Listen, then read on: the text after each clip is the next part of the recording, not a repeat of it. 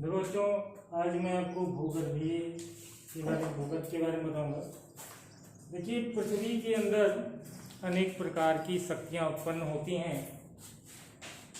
तो जो शक्तियाँ उत्पन्न होती हैं वो धरातल के भू आकृति में परिवर्तन कर देती हैं। धरातल परिवर्तित हो जाता है और उसका मुख्य कारण ये है कि पृथ्वी के अंदर आंतरिक हलचलें और पृथ्वी के अंदर जो शक्तियाँ होती हैं वो उन्हीं के कारण, शक्तियों के कारण पृथ्वी में आंतरिक हलचल होता है, उथल पुथल की स्थिति होती है और भू आकृति में परिवर्तन हो जाता है। इस प्रकार एक विस्तृत परिवर्तन होता है भू आकृति में। तो इस विस्तृत परिवर्तन को हम उस भूगर्भीय कहते हैं और ये विस्तृत परिवर्तन के लिए उत्तरदायी होता है भूगर्भीय या उसके अंदर होने वाली हलचलें। पृथ्वी के अंदर होने वाली जो शक्तियों के द्वारा जो हलचल होता है, ये पृथ्वी में जो परिवर्तन होता है उसके उत्तरदायी है। दूसरी बात, भूगर्भीय प्लेट किसे कहते हैं? देखिए, प्रॉपर्टी जो प्लेट है उनकी जो गति है, तो उनकी जो वैज्ञानिक संरचना होती है, वैज्ञानिकों ने जो उसका संरचना बनाया है उसको हम भूगर्भीय प्लेट कहते हैं। दूसरी बात, भूसंगत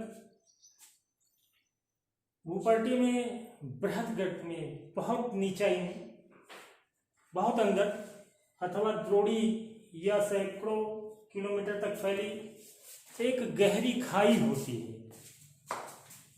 जिसका तल दोनों किनारों की भूसंगतियों से अपरदित मलबे के निक्षेपण के कारण धीरे धीरे करके वो धंसता जाता है, नीचे बहुत नीचे धंस जाता है। फलस्वरूप क्या होता है कि मोटी मोटी अवसादी शैलों का निर्माण हो जाता है।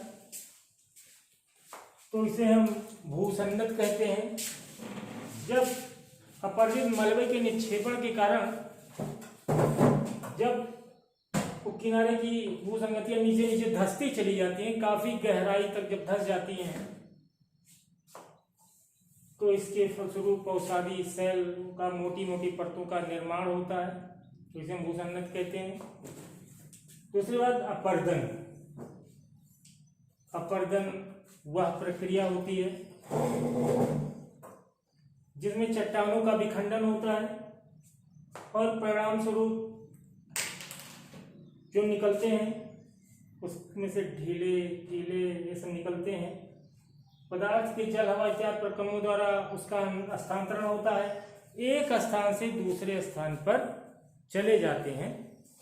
तो उसे हम अपरदन कहते हैं। आप जानते हैं अपरदन द्वारा बीजों का प्रकीर्णन भी होता है।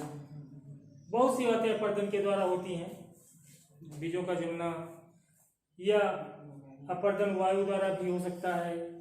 तेज वायु चल रही है तो एक स्थान से दूसरे स्थान पर उड़ करके मिट्टी पहुंच जाती है, या अन्य बहुत से वस्तुएं जब तेज हवा या आंधी चलती है तो एक स्थान से दूसरे स्थान पर पहुंचते हैं। तो इसे हम मिट्टी का अपरदन या उस वस्तु का अपरदन कहते हैं जो कि वहां पर पहुंच जाते हैं। दूसरी चीज, टिब्बा। टिब्बा को हम टीला कहते हैं। आपने देखा होगा बहुत सी जगह पे ऊंचे ऊंचे टीले बन जाते हैं। अगर आप गए होंगे, आपके ज़्यादा दूर नहीं मैं कह रहा हूँ, यहीं आप चले जाइए, श्रावस्ती में एक टीला पड़ता है जिसको कुछ लोग कई नामों से बोलते हैं, कोई झगुआ झाट टीला कहते हैं, कुछ कहता है। तो उस टीले को कई तरीके के लोग बताते हैं, लेकिन जो टीले का निर्माण होता है ऊंचे ऊंचे, वो क्या होता है कि उसमें बालू हैं, मिट्टी के कण हैं। जब तेज हवाएं चलती हैं और उधर से हवाओं का कहीं पे रुकाव होता है, हवा आसपास में आर पार नहीं जा पाती है, तो वो क्या करती है, तेज हवाओं के द्वारा मिट्टी, बालू इत्यादि को ले जा करके एक जगह पे रोक इकट्ठा कर देती है, जहां से हवा आगे नहीं जा पाती है किसी कारणवश। तो जब इकट्ठा कर देती है तो एक ऊंचा स्थान उसी का ढेर का बन जाता है। तो जिसे टिब्बा या टीला कहते हैं। आपके आसपास भी कई जगह ऐसे हैं जहां पर इस प्रकार के टिब्बे या टीले पाए जाते हैं।